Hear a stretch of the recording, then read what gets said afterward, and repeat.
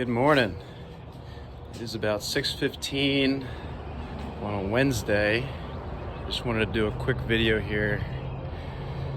We just got our compost delivered. It's March 22nd, and I am really late on getting our compost out, but it's just been a busy time here. And finished our garden bed yesterday, but I just want to give you guys an idea of what we're doing here at our home property. Is we bring in about 4 yards of 3/8 inch screened straight compost from an organic green based compost supplier. We've been using this for about 5 years now, and this is about the volume that we're looking at, and I'm just going to show you where we're going to move it. But it's moving wheelbarrows all day, but this is a really important part of the gardening, the organic sustainable process, which is going to be putting out your compost, a thin layer of compost, preferably in the fall. You want it to actually sit. You're going to actually get better results that way if you can have it sit from the fall through into the spring, but as early in the spring as you can possibly do it.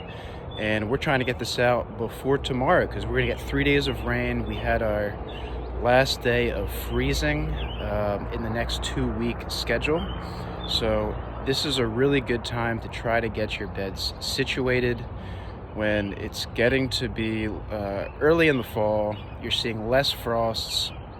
We're still way ahead of what the last frost date is. I think the last frost date is somewhere about a month from now, and then typically for the second kind of phase of plantings, you're actually going to be about a month from that. But this is a really good time to get stuff planted when it's a little bit warmer. There's not going to be any frost for 2 weeks. Now we're going to be into the first week of April, and we're also going to get about 3 days of light rain, so it is a perfect time to plant some stuff today.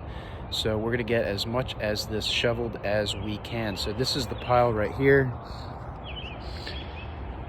It's a pretty big pile. This is somewhere between I think it's probably about 5 yards. And let's just walk through real quick, but we're going to be pulling this out wheelbarrow by wheelbarrow, and we are going to be placing it in this row of beds over here. This is our brand new 10 by 20 bed we finished last night. We built this up with rebar. There's rebar, number 4 24-inch rebar pounded in through these 3x4 10-foot long hardwoods, untreated hardwoods.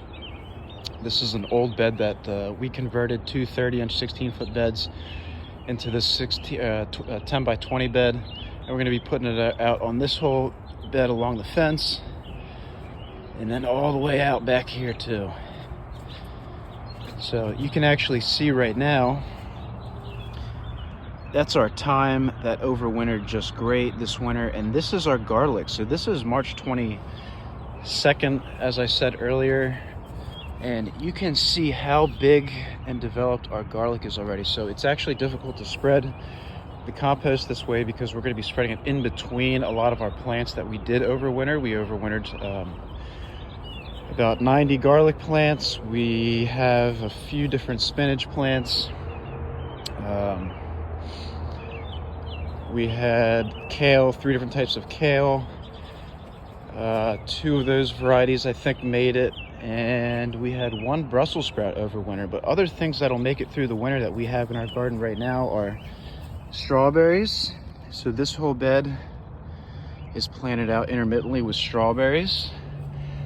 And these are bunching onions, which are on their 3rd season, and they are completely self-sufficient. They have just been dying back and coming back for 3 years now.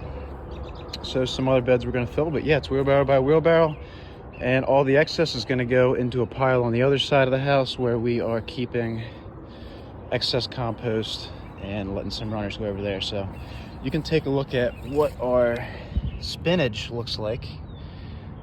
You can see that we've got actually pretty decent growth up to this point, and last year we had about 120 spinach plants in this whole section. We had this entire section, about 120 in these 3 sections, and this year we didn't quite get to as much. But this is where a kale's at, and this really small bushiness happens when you get a dieback at the bottom. So instead of a few big leaves, you're actually getting a lot of these little tiny leaves. So I'm going to experiment with this a little bit this year, but I think that harvesting these young shoots, they're delicious right now, but I think I'm going to actually prune them up a little bit and see if we can't get some bigger ones out. And then this is our only surviving Brussels sprout, and it is on the side of struggling, but it did make it through the winter. We're going to be planting some other Brussels sprouts this year, so we'll see how it goes. This is another section of garlic. You can see how well that garlic is doing. It's going to benefit from some compost putting in here.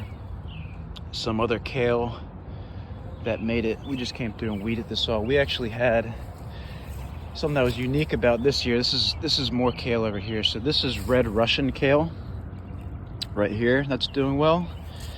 And this is forage kale. So the forage kale and the red Russian did really well. The other that we had did not come back, and I can't remember it off the top of my head right now, but the dino kale. Dino kale didn't make it through the winter. Morning. So that's about it. Good morning, everybody, and get on your compost.